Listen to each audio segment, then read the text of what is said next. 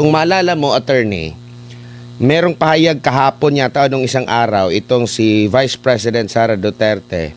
Nag-real talk siya na lubog sa baha, no, ang bansa. Pero may tugon dito ang palasyo, lalo na si Yuse Claire Castro.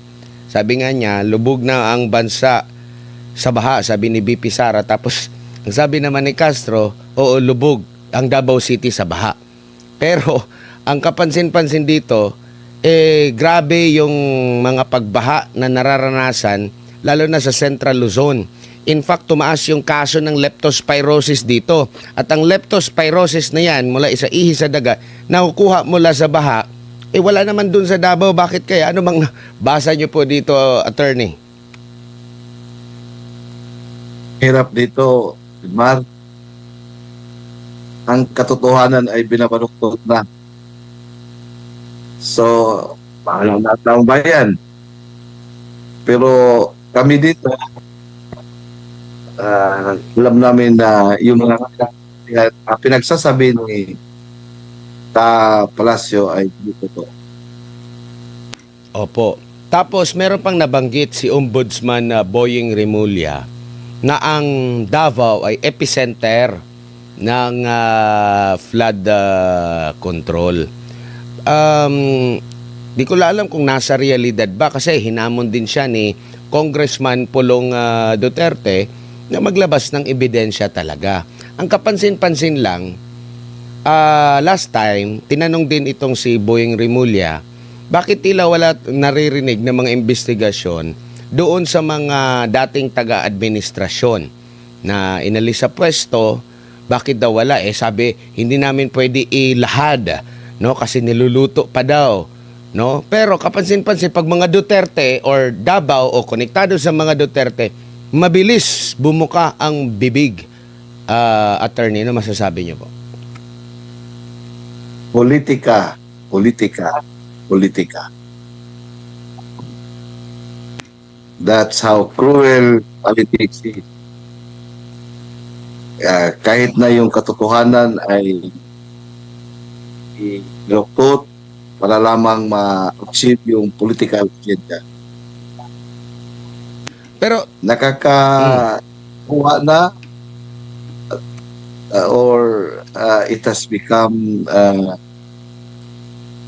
yung parang nakainis na para pang sulto na sa ating intelligence.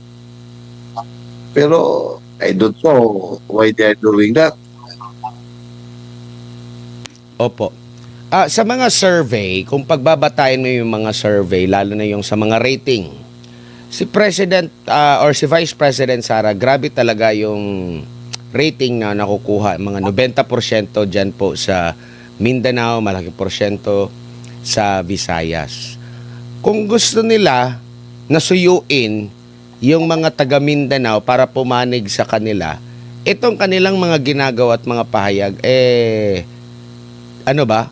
Kumbaga akma, attorney. At sa tingin nyo po, paano mahimok yung mga taga Mindanao na magtiwala sa kanila, hindi lang kay BP Sara, sa kanilang mga ginagawa? Kasi for sure, pagdating ng eleksyon, parte po na ang Mindanao, ang Visayas, sa dapat nilang suyuin, attorney. They are old enough to know kung ano ang dapat gawin. So, they are already parang master in political game. Alam naman nila kung ano yung magpa-backfire, kung ano yung mag-gain ng traction. Pero, nagtataka tayo bakit we are playing the game na alam naman natin na ang resulta ay hindi makakabuti sa kanila. Opo. And kayo po ba sa inyong obserbasyon, attorney, lalo na sa kasalukuyang administrasyon, lalo na nung nagkaroon na ng lamat yung unity team, no?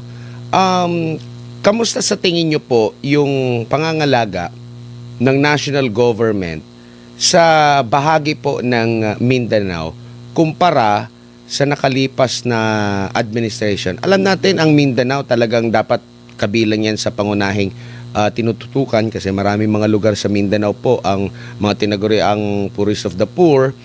In fact, parang naging literal na land of promise ang Mindanao kasi panay lang ang pangako ng mga nakalipas talaga na gobyerno, pero yet lagi pa rin nahuhuli ang Mindanao. Kamusta po sa inyong assessment sa kasalukuyan?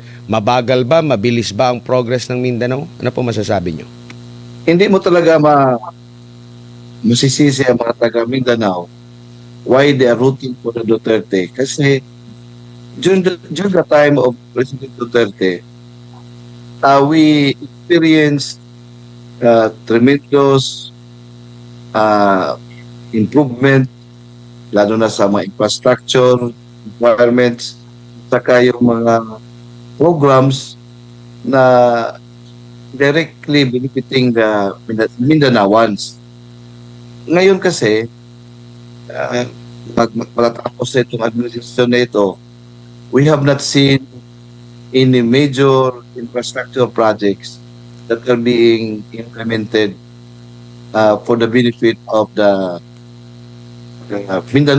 Mindanaoans. That explains why 97 or 90% for that matter are supportive of the Duterte brand of politics. Opo.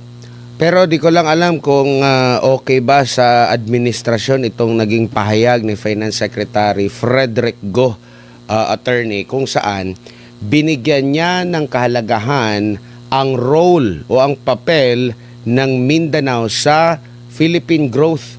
Paglago ng ekonomiya sa ating bansa, malaki ang naging papel ng Mindanao. In fact, kung si Boying Rimulya ay sabi niya epicenter ng flood control ang Davao, ang sabi naman dito ni Frederick Go na economic center of services ang Davao. So kumbaga hindi dapat ipagwalang bahala itong lugar na ito dahil napakalaki ng naiaambag sa ekonomiya ng ating bansa, attorney. Well, that is his opinion. We don't know if his opinion is a reflection of the reality. Kung totoo pa yan, siguro ang taga Mindanao ay maging taga-suporta ng ating administrasyon niya. Opo. And yung mga pangarap natin na mga taga Mindanao na magkaroon ng magandang transpo na naipangako noon ni PRRD, na umpisahan na yung mga pag-aaral, kaso hindi po nabibigyan ng pondo. Patunay din ito, attorney, sa realidad ng politika. At hindi basta-basta dapat na maniwala ang taong bayan sa mga sinasabi at pangako ng gobyerno na bibigyan ng tulong lahat sama-sama babangong muli kasi present talaga yung tunggalian po sa politika. Mar, kahit ano pang gawin natin, kahit anong sasabihin natin, kung hindi yan ay reflection o realidad sa nangyayari sa isang lugar, ay hindi yan hindi yan bibingka. So, it's the right to make some parang pagtunda or assessment. Kung may maniniwala, sa kanila yun. Pero, ang problema diyan, kung ang sinasabi ay yan ba ang katotohanan? Opo. Sir, lipat tayo dito naman sa mainit na impeachment trial, batay lang po sa monitoring ninyo, meron pong desisyon ang impeachment court na mahigpit ng ipatupad yung rules nila patungkol sa sub judice. Naka 19 trial days na po bago pa man nagkaroon ng matinding paghihigpit. Sa tingin nyo po, napapanahon na ito o sobra ng hinog kasi marami ng mga side comments, lalo na sa bahagi po ng prosecution? Bakit may nanonood pa ba sa impeachment?